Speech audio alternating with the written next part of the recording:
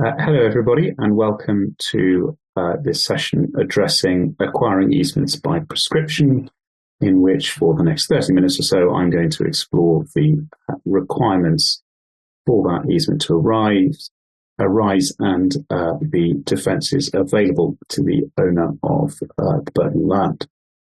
So far as the acquisition of a prescriptive easement is concerned, the core expression, which thankfully is a Latin expression which over time is being slowly phased out, is that the user of the right in question, and if you take a step back and think for a moment of what an actual prescriptive easement is, it is a right to do something on someone else's land. And that right has to exist for a certain period, or rather what I should say is the usage has to have taken place for a certain period before it crystallizes into a right.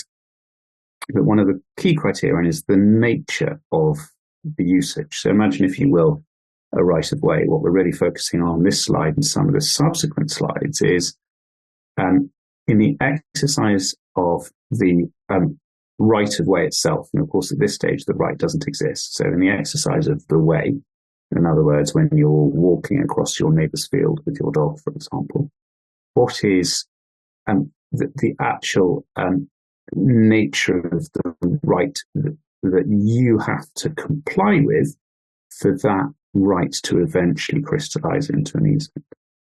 And the core criterion is that the user, in other words, the activity on someone else's land, has got to be nec vi, nec clam, and nec precario. What that means is the user has got to be as of right.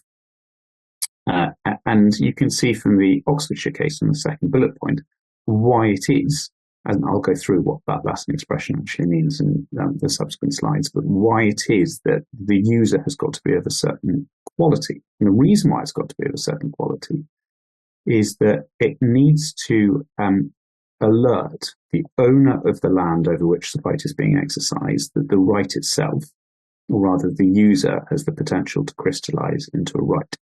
And as the second bullet point provides, it says the unifying element in these three vitiating circumstances was that each constitutes a reason why it would not be reasonable to expect the owner to resist the exercise of the right. In the first case, because rights should not be acquired by the use of force. In the second, the owner would not have known of the use. In the third, because he had consented to the use but for a limited period.